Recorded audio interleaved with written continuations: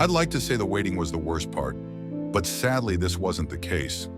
Nevertheless, I had no peace in the weeks that passed following Lily's first visit. Call her what you like, sales rep, emissary, con woman, or succubus. But my entire life changed forever after Lily Burns came to see me at my failing business. The gorgeous and seductive Lily had made me an offer which seemed too good to be true, and of course it was. But Lily used all her skills to compel me to sign that damn contract with her employer, and now they had their hooks in me. I had to do their bidding now, otherwise there would be severe consequences, both for me and my loved ones. For my first assignment, I'd been dropped onto the deadly beaches of Purgatorio, forced to watch as sick and twisted individuals levied bets on which lost souls would be seized by hellish serpents and dragged into the abyss. And now, every time I close my eyes, I'm back on that cursed beach, watching in paralyzed terror as those monsters emerge from the waves to devour helpless victims in their mighty jaws. This was just one of the nightmares. In another, I found myself on a plain of endless ice, assaulted by freezing winds and punishing snows as I searched in vain for my trapped family members. And then there were the dreams where she appeared. Lily Burns in all her terrible glory, her red hair flowing and green eyes twinkling. In my nightmares, I couldn't resist her seductive skills, even though I knew what she truly was. Sometimes my dreams would be sexual, as Lily and I engaged in rough fornication. I would enjoy a moment of ecstasy before the inevitable consequences, as Lily's naked body turned into something monstrous, a black-eyed demon with long, jagged fangs. I screamed and fought, but to no avail, as the demonic Lily overpowered me and bit deep into my exposed flesh, devouring me like a praying mantis would do to its mate. I woke up screaming night after night, unable to cope with the trauma. And what could I do? Who could I talk to about this living nightmare? The cops? A priest? Who would believe me? Perhaps there's somebody out there who can help me, but it's a huge risk to reach out to anyone, because I believe I'm being watched. I hadn't been out in public much since Lily's first visit, but when I did so, I experienced an acute sense of paranoia, always looking over my shoulder and through the crowds. Out of the corner of my eye, I could see them watching. Sometimes it was Lily, other times Hans or Sanjay, the devil-worshipping businessmen I'd encountered in the borderlands. And sometimes I caught sight of a truly terrifying figure.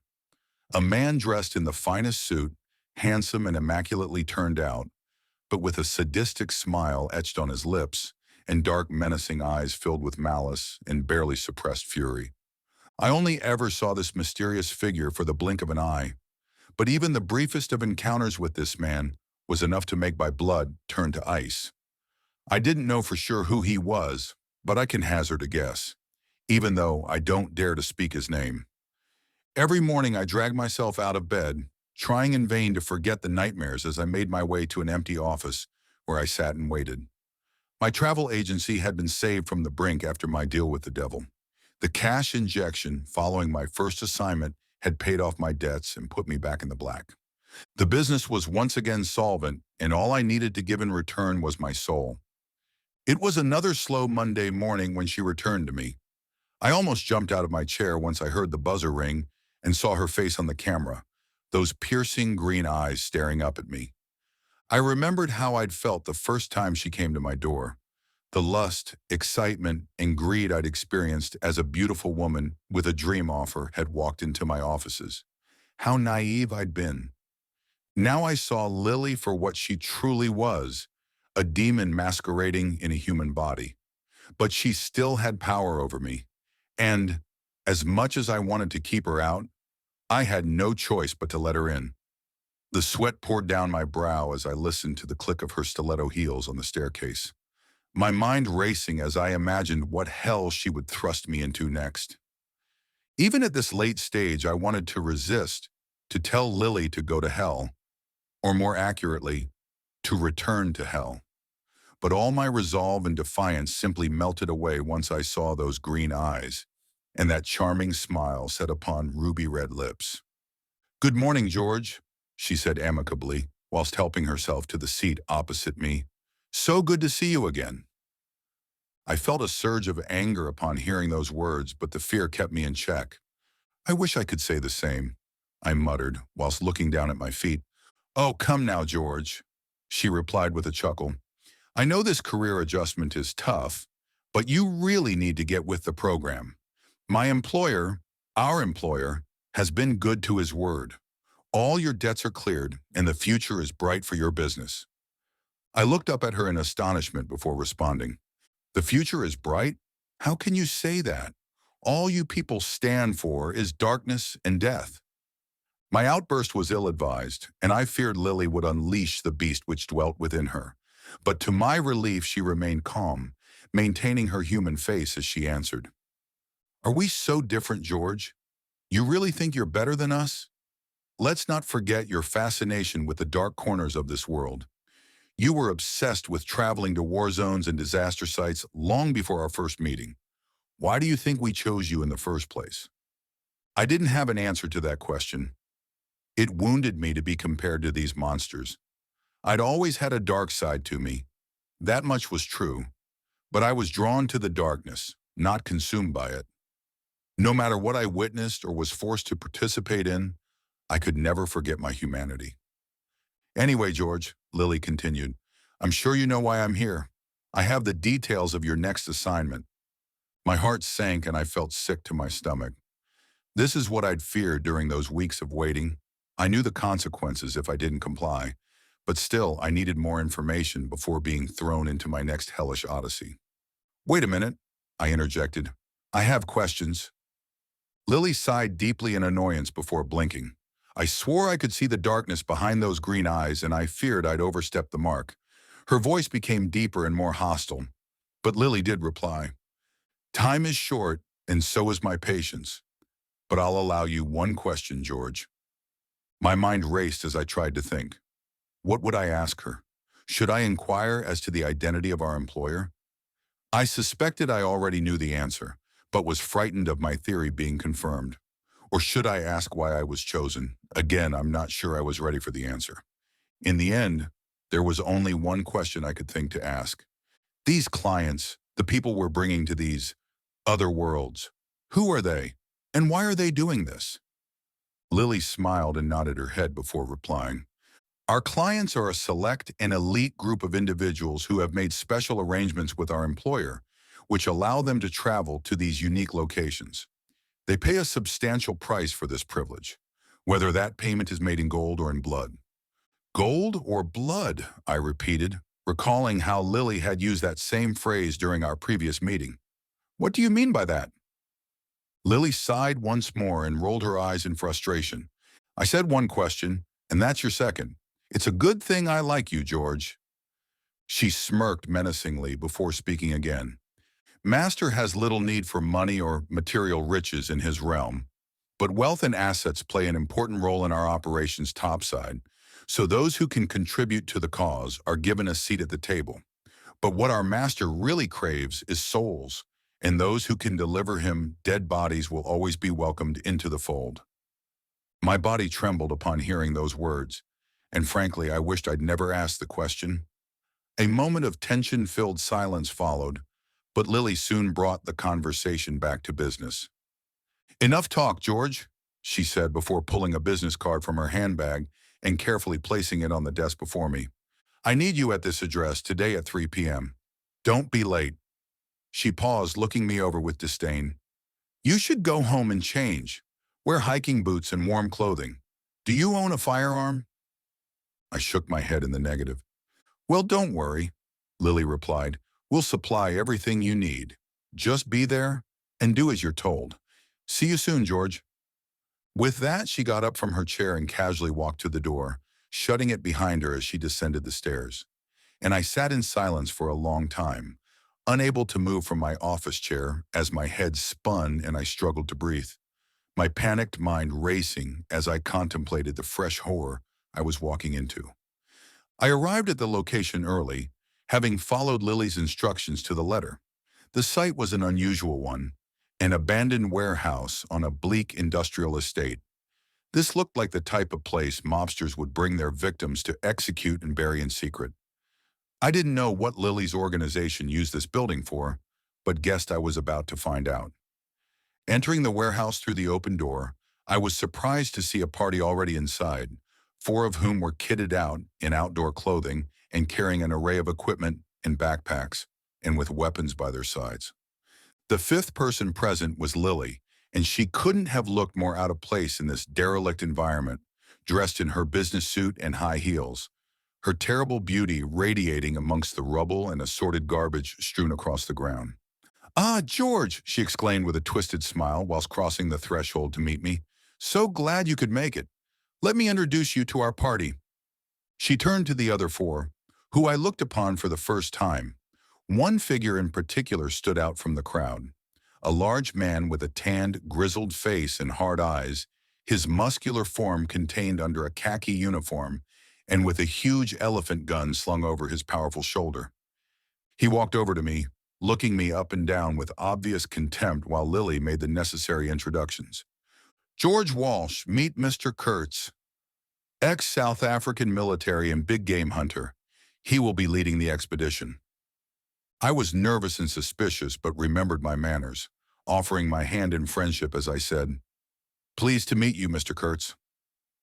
The dead-eyed hunter didn't reciprocate, however, refusing to take my hand as he spat out his next words.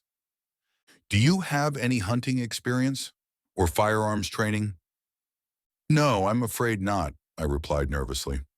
"Then I'm not giving you a gun," Kurtz replied sharply before pointing to a collection of rucksacks stacked on the warehouse floor.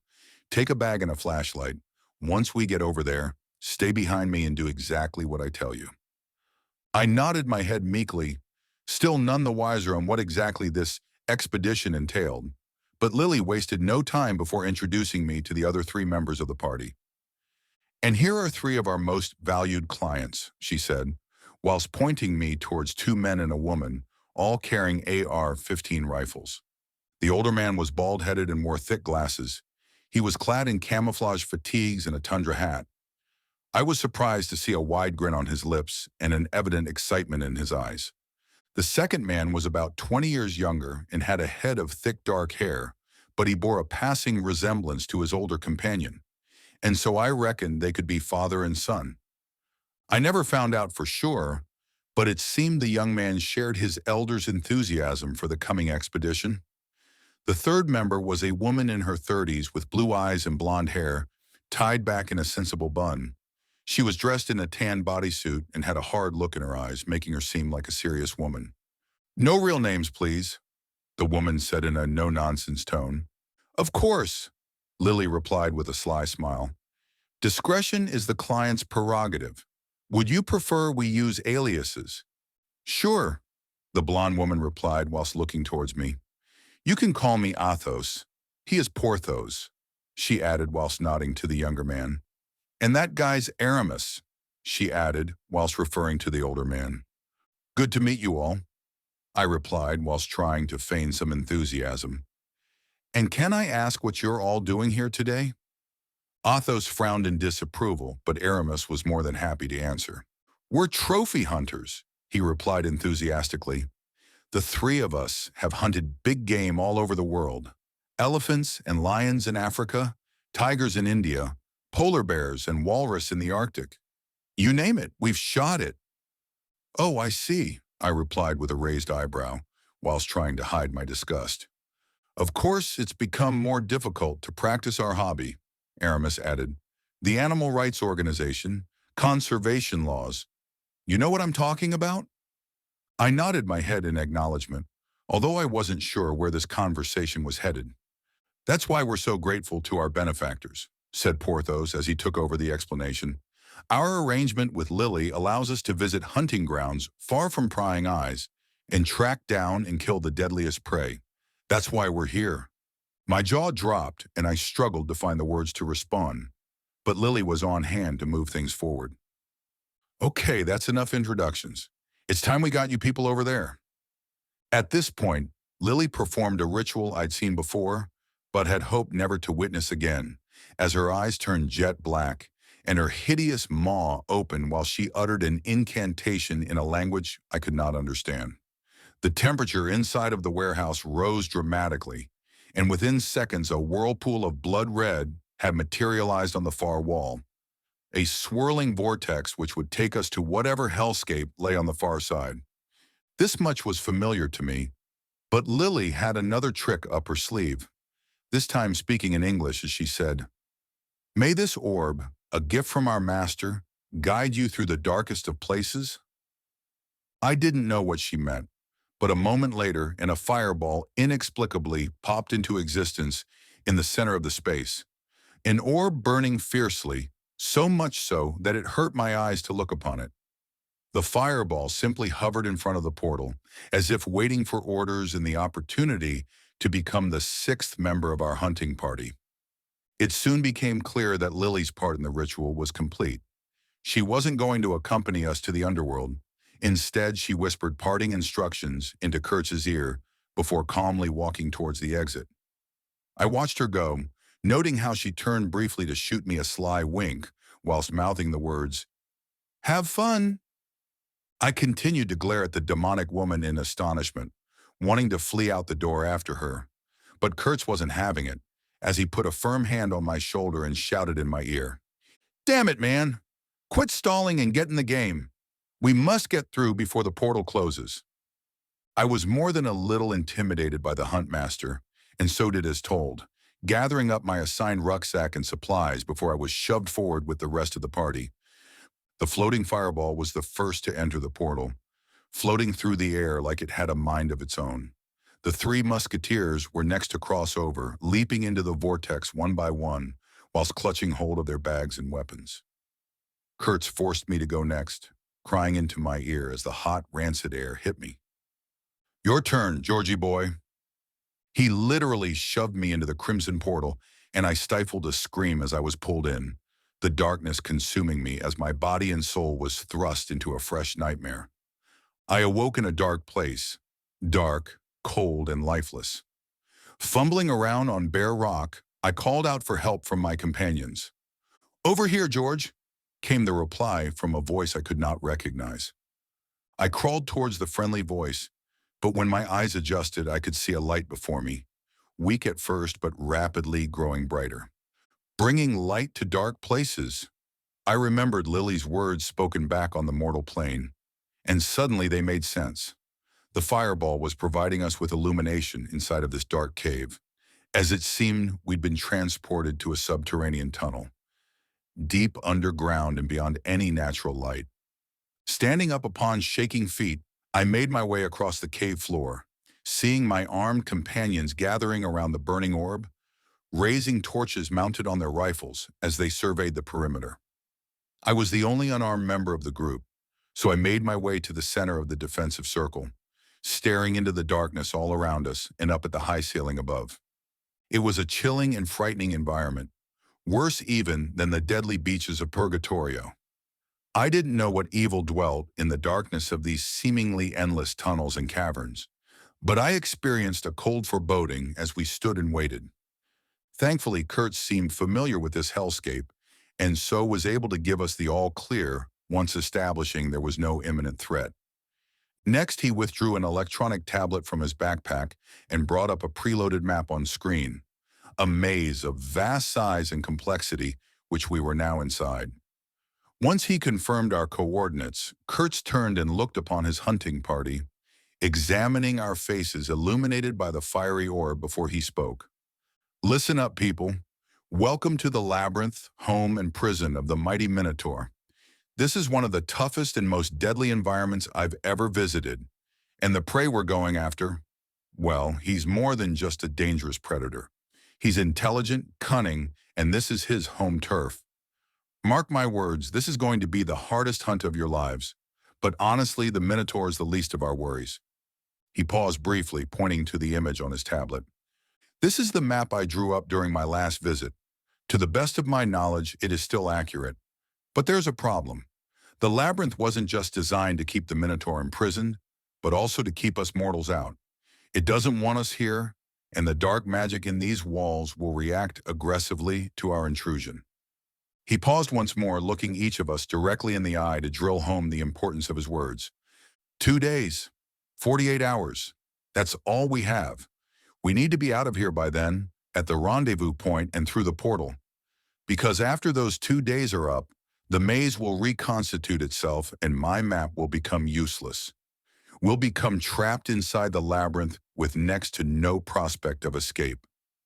My stomach dropped and I felt dizzy. All this information was new to me and was almost impossible to comprehend. But as bad as this nightmare was, Kurtz wasn't quite finished. "Let me make something clear to you all right now," he proclaimed. "I'm in charge down here, and everyone must do exactly as I say. We go where I command, rest and eat when I say so. You all must keep up the pace and stay by my side." I swear that Kurtz looked straight at me before speaking his next words. "If anyone falls behind, gets lost, or goes off on their own, know this, I'm not coming to rescue you." The three musketeers all nodded their heads in acknowledgement, as if they expected these harsh terms and conditions. I guess they'd signed up for this, joining the hellish hunt voluntarily for whatever screwed up reasons. But I'd come into this horror blind, or rather I'd been tricked into it by the ever-manipulative Lily Burns. Still, now I had to adapt to my environment, and I quickly realized one thing. Kurtz might be cruel and uncaring, but following his orders offered my best chance at survival. I don't have sufficient words to describe the hell of the next 2 days, as our party struggled through the dark, cold, and terrifying tunnels and caverns of the labyrinth. The burning fireball and our battery-powered torches provided some light, but they were no substitute for the absent sun. But it wasn't just the lack of sunlight which disturbed me and my companions. There was a foreboding and chilling atmosphere inside those tunnels, which is hard for me to explain. Physical dangers were one thing. On our first day, I missed a step and almost fell into a deep crevice. Kurtz grabbed my hand and pulled me back up. I tried to thank the hunter, but he merely scowled at me, warning that he'd let me fall next time. But the worst thing about that hellish maze was the constant threat and accompanying paranoia.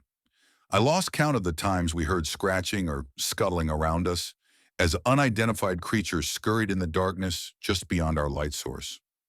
I had the constant feeling of being watched, sometimes thinking I could see red, glowing eyes looking out from the black caves as we passed. And then there were the voices. I think we all heard them. Distant screams or cries for help, often sounding like long-lost friends or relatives. Kurtz instructed us to ignore the phantom calls, saying that the labyrinth was trying to trick us, to draw us out from the group so it could pick us off one by one. I didn't understand exactly what he meant, but Kurtz's warning terrified me, and I vowed to stay by the hunter's side no matter what. I think the grim environment impacted on all of us. During the first few hours of our hike, Porthos and Aramis were talking amicably enough, discussing previous hunts and expeditions they'd been on. Occasionally, their female companion Athos chipped in with her own stories. But by the end of the first day, conversation had all but ceased, as a metaphorical cloud of depression fell over our small party, and we struggled to cope with the fiendish tricks of the dark maze. And this was all before we encountered the monster which dwelt within it. We hiked for what must have been miles at a time, moving slowly and carefully through the dark and over ragged rocks and pitfalls. To add to our discomfort, we became increasingly aware of a foul smell the closer we got to the maze's center, a stench that reminded me of rotten eggs. We stopped whenever Kurtz allowed us to, which wasn't very often, and we ate MREs from our packs and tried to rest at makeshift camps, with some standing guard whilst others put their heads down. But honestly, I don't think any of us slept a wink in that hellscape. Kurtz was our unquestioned leader throughout the arduous expedition. He remained stoic and largely silent, only speaking to shout orders or remonstrate with one of us for falling behind. Although they never admitted as much, I believe the three musketeers soon regretted their decision to come down here. Clearly, trekking and hunting through the labyrinth was beyond anything they'd previously done. As for me, I was clearly out of my depth, but still I think I held up pretty well, up until the first attack. We just commenced our second 24-hour period in the maze, stumbling through the darkness as Kurtz used his trusted map to guide us onwards, on towards the center. I remember the smell becoming particularly foul to the point I wanted to retch. I think they picked their moment to attack, waiting until we were walking along a narrow corridor before they burst out from the shadows. Kurtz heard them first, raising his hand to order us to halt before he dropped down on one knee and raised his rifle defensively. "Multiple targets at 12 o'clock, coming our way," he shouted. "Get ready to fire." The three musketeers all followed his orders, arming themselves with their AR-15s and shining their torches into the darkness ahead. I wasn't armed and so hid behind my companions, praying that whatever horrors emerged would miss me. Soon we all heard a terrible screeching and scurrying as dozens of animals tore down the tunnel towards us. Their darkened shapes passed the stationary fireball, which provided our dim illumination, allowing us to see their form for the first time. "Rats!" Aramis cried out in astonishment. He was right. The attackers were brown rats, dozens of them as large as cats and dogs, bloodthirsty and ravenous as they charged towards us, evidently intending to feast upon our warm flesh. "Take them out!" Athos cried. A second later and the tunnel was filled with the almighty din of gunfire as the four hunters opened up on our rodent attackers. I covered my ears and watched on in horrified awe as rat after rat was shot down by a barrage of bullets, filling the tight tunnel with their corpses. But they still kept coming. My eyes widened as I saw a huge rodent break through our lines and focus its hungry, predatory eyes upon me. I had no time to run or even scream before the beast leapt upon me with such strength that I was knocked off my feet. The giant, snarling rat was on my chest, pinning me down as I desperately tried to hold off its murderous attack, its foul breath and snapping fangs only inches from my face. I thought I was dead for sure, but Athos came to my rescue. She charged in, using the butt of her rifle to smash the snarling rodent and force it off my chest. Next, she aimed her gun and fired 3 bullets into the rat's body, ending its life once and for all. I took a deep breath and slowly pulled myself up from the jagged rocks, looking up at my savior's illuminated face while saying, "Thank you." "Anytime," she replied with a thin smile. By now the shooting had stopped, and the tunnel was filled with smoke, the smell of cordite, and dead rats piled high. I heard a man groan in pain, picking up my torch and shining it towards Aramis. "God damn it!" the old hunter swore. "One of the little bastards got me." I saw him clutching hold of a deep bite wound on his right arm, his blood dripping onto the black rocks beneath his feet. "We'll need to get that cleaned and bandaged," Athos said as she reached into her bag for a first aid kit. "You don't want the wound getting infected." She went to work on treating her wounded comrade. Meanwhile, Kurtz shouldered his still-smoking rifle before giving us a warning. "You better handle this quickly, because we can't stay here." He pointed towards the dead rodents sprawled out at our feet. "Those bodies will attract other predators and scavengers, and we don't want to be here when they arrive." And so the injured hunter was quickly patched up, and we moved on, proceeding deeper into the maze as we homed in on our ultimate prey. Looking back now, I wonder whether we were hunting the Minotaur, or he was hunting us. The labyrinth was built as a prison to contain the beast, but this was still his home turf, and he knew the territory better than any of us, even with Kurtz's painstakingly researched map.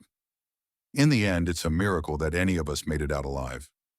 Several hours had passed and Aramis was fading fast, his bite wound succumbing to infection despite Athos's best efforts. Perhaps there was poison in the rodent's fangs. In any case, he became weak and slow, needing the younger Porthos to help him as our perilous trek continued. Porthos complained repeatedly to Kurtz, saying we needed to return home immediately so Aramis could receive urgent medical treatment. But a hard-faced Kurtz dismissed all pleas and demands. It seemed there was no quick way to exit the labyrinth. We had to reach the rendezvous point and hope Lily had opened a portal to facilitate our escape. By now, we'd all but given up hope of a successful hunt, as our sole focus was on survival. I think we were all scared and exhausted, and our trudge through the caves became something close to a death march, with the only sounds coming from the pained groans of Aramis as he became ever weaker. In the end, it was Athos who raised the alarm as she turned around and shone her torch in our faces one by one. "Wait a minute, where the hell is Kurtz?" I looked around frantically, shining my own torch in all directions, but finding no sign of the grizzled hunt leader. "Oh my God!" I swore aloud, as the implications of Kurtz's disappearance hit home. He had the map and was the only one who knew the way out. Panic began to sink in, but we barely had time to think before the next disaster hit us. The burning orb which Lily summoned had provided us with limited light and comfort during our 2-day trek, but in the blink of an eye its illumination faded and then went out completely, leaving us with only our battery-powered torches to light our path. "Jesus!" came the cry out of the darkness. That was Porthos. I shone my torch in his direction, noting how he carefully lay the injured Aramis down on the rocks before he went for his rifle. It was then that we heard the low, animalistic growl emanating from the darkened tunnel ahead of us. The hair on the back of my neck stood on end, and an icy chill ran through my veins as I shone my torch in that direction. My companions did likewise, and our flashlights exposed something monstrous. Our beams illuminated the form of a large horned beast which dominated the tunnel ahead of us, his huge body almost too large for the small space. The beast had the body of a man and head of a bull, and he reacted aggressively to our artificial light exposing his hiding place. I watched on in shocked terror as his eyes burnt a fierce demonic red, and he opened his large mouth to reveal rows of sharp fangs. A second later, and the beast unleashed a horrific, deafening roar which reverberated off the walls of the maze. And then he was charging towards us on all fours, the ground shaking as the beast rapidly closed the gap and launched a murderous attack. Porthos stood directly in the beast's path, and he cried in terror whilst raising his AR-15 and opening fire. The young hunter managed to fire 2 or 3 rounds. I don't know whether he hit the Minotaur or not. If he did, it didn't stop the monster or even slow him down. Porthos screamed in his last second of his life as the Minotaur kicked him like a football, slamming the helpless hunter against the cave wall where his spine snapped like a twig. Aramis was barely conscious due to his infected wound, but he was aware enough of the imminent danger. He shouted for help whilst trying to crawl out of the beast's path, but the hunter's pathetic attempt to escape was in vain, as the mighty Minotaur easily crushed the man's skull under his heavy hoof. I continued to shine my flashlight across the path of destruction, watching in awestruck horror as the huge beast continued his murderous rampage. It seemed that only Athos could stop him now, and to her credit, the female hunter kept her cool, dropping to one knee and firing multiple shots at the charging beast. But the rounds were unable to penetrate the Minotaur's thick hide, and the beast kept charging forward, roaring with a hellish fury as he came. It seemed our end was nigh, but suddenly a piercing gunshot rang out from behind us. The bullet struck the Minotaur square in his chest, and this round penetrated, causing the beast to cry out in pain and pause his manic charge. The Minotaur was stunned for a moment, but shortly after a second shot was fired. This time the bullet struck the beast right in the forehead, tearing through his skull. Athos and I watched in astonishment as the burning light in the beast's eyes faded, and it groaned loudly before collapsing heavily to the cave floor. The Minotaur was dead, shot down on his home turf. But who had done the deed? We soon got our answer upon hearing a jovial whistling from the shadows behind us. I swung around and shone my flashlight in that direction, seeing Kurtz emerging from the darkness with a smoking elephant gun in his hands. "Well, well," the hunt leader proclaimed thoughtfully whilst admiring his own bloody handiwork. "The bigger they come, the harder they fall." In that tense moment, I couldn't understand what had just happened. Where had Kurtz gone? And why did he reappear just in time to save us? But Athos was quicker off the mark as she shouted at Kurtz with fury. "You used us as bait. You held back in the shadows and waited for that monster to attack." Kurtz didn't deny the allegation, nor did he show any signs of guilt. "It was the only way to kill the beast," he replied with a dismissive shrug of his shoulders. "2 men are dead because of you," Athos shot back. "They were dead as soon as they entered the labyrinth." Kurtz replied coldly, "And both of you would be too if I hadn't saved your arses. Anyway, it's done and dusted. Time to get your damn trophy." With that, the veteran hunter removed a hacksaw from his backpack and purposefully made his way over to the dead monster, laying down his own torch to provide light before he cut deep into the Minotaur's left horn. Before long, he had removed the horn from the beast's head, throwing it over to Athos while saying, "There you go, young lady. That's what you came for." The woman looked guilt-ridden whilst Kurtz used his tablet to take a photograph of his prey. "So that's it?" I whimpered, while still in a state of shock. "After all these centuries, the Minotaur is finally dead?" "Not exactly," Kurtz answered as he backed away from the motionless body. "Yes, the beast is dead at this moment in time, but when the maze resets, the Minotaur will be resurrected. The labyrinth never dies, and the hunt never ends." His face was illuminated by the artificial light, and I saw the cruel smirk on his lips. "What happens now?" was my next question.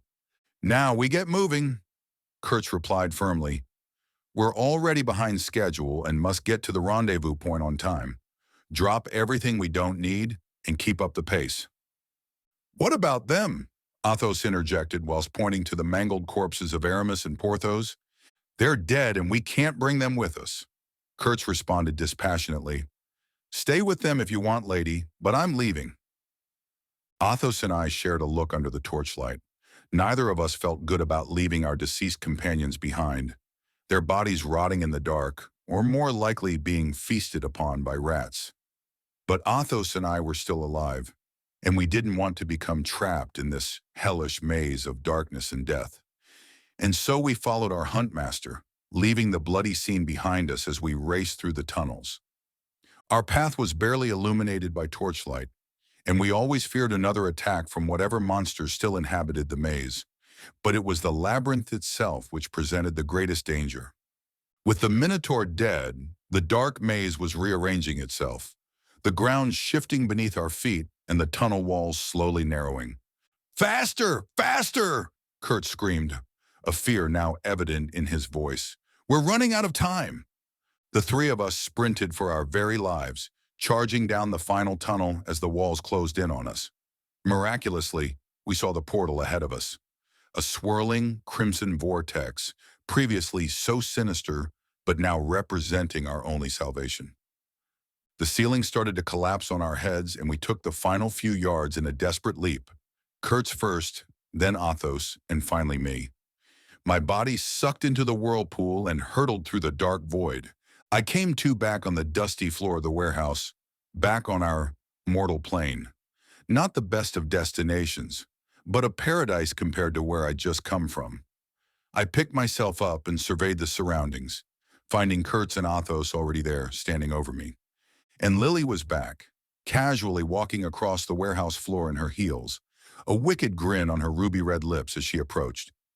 "I assume the hunt was a success?" she asked. "Sure, mission accomplished," Kurtz replied confidently before he tossed the Minotaur's severed horn into the demonic woman's waiting hands. "Magnificent," Lily said happily as she carefully inspected the ivory. "This artifact will be of great value to our organization." I was left speechless, merely standing back and watching the exchange play out. But Athos was evidently still highly agitated following events in the labyrinth, and she unwisely made her feelings known. "You people are crazy," she said, directing her accusation towards Lily and Kurtz. "Two men died in that hellhole, and you call this a success?" Lily shrugged her shoulders dismissively. "The souls of your companions are with our master now. They knew the risks." Athos shook her head vigorously. "You're all mad, mad and evil. I'm done with you people. No more of this. Do you hear me?" Lily did hear her, and the response was terrifying. Lily transformed in front of our eyes, her face twisting into something horrific and inhuman. In an instant, she darted forward, grabbing the helpless Athos by the throat and lifting her off the ground with impossible strength. A terrified Athos was slowly choked as Lily threatened her in a deep and chilling voice. "You are done when I say you're done. You've signed a contract, and our master will have his due." Athos couldn't breathe. Her eyes were bulging, and her face went red as the life was slowly choked out of her. The poor woman was about to pass out, But then Lai released her victim, allowing Athos to fall to the ground where she coughed and spluttered while slowly regaining her breath. Meanwhile, Lily returned to her human form and spoke her next words in a feminine voice. Now, do we understand each other? Athos refused to meet the demon woman's eye, but did nod her head in the affirmative. Good, Lily responded with a smug satisfaction. Now get the hell out of here. I'll be in touch with your next assignment. Athos wasted no time before fleeing from the dominant Lily, scuttling across the warehouse floor and exiting into the sunlight. Next, an unfazed Kurtz stepped forward and spoke with Lily. I've completed the assignment as agreed, he said confidently. I trust my fee will be forthcoming? Of course, Lily replied with a smile. The money will be transferred into your account momentarily. Enjoy your vacation, Mr. Kurtz. Thank you, the hunter responded with a half grin. I intend to. He made for the exit, taking his elephant gun with him. But before Kurtz left the warehouse, he turned and spoke with me. Didn't think you'd survive that, George. You did good, kid. Maybe we'll work together again in the future. With that said, he shot me a sly wink and walked out. And then I was left alone with Lily. I couldn't think of a single word to say, and so the demon woman broke the silence, shaking her head as she spoke. Oh, George, why do you have to make things so difficult for yourself? You see what happens to people who disobey. Why can't you be more like Kurtz? Do as you're told without complaint, and you'll be richly rewarded. Think it over, George. Think it over, I did. I was physically and mentally exhausted after my experiences in the nightmarish labyrinth, but I didn't rest once I got home. It took all I could muster just to shower and change my clothes, but I couldn't stay at home alone. It seemed like the walls were closing in on me. I'd never been much of a drinker, but that evening I felt the compulsion to go to a bar and drown my sorrows. I had plenty of time to think whilst downing whiskeys in a quiet corner booth. And in my drunken state, I slowly began to have a change of heart, my exhausted and frightened mind beginning to rationalize all I'd witnessed. Maybe Lily and Kurtz were right. I was trapped in a terrible situation for sure, but perhaps I could still make good if I played by their rules. And yes, people had been hurt and killed, but they were far from innocent. I had to cooperate no matter how distasteful or frankly horrifying I found these expeditions, if only to keep my family safe. Was it immoral to make a profit from human suffering? Of course, but I was hardly in a position to turn down their money. The more I drank, the more I was able to justify these heinous actions in my head. And then I received an unexpected visitor to my corner booth. It was Lily, as beautiful and radiant as the first time I'd seen her, walking through the bar in her heels while wearing a short skirt and low-cut blouse emphasizing her breasts. Her presence was electric, and every head in the bar turned to look upon her. But Lily was coming to me, a seductive smile on her lips and a fiery passion in her green eyes. "Evening, stranger," she said in a sultry voice. "Are you going to buy me a drink?" I knew what she was. In Lily's case, the beauty was quite literally skin deep. I knew, but in that moment I didn't care. She'd got me. I couldn't resist Lily's seductive charms. So I took another step into the dark abyss.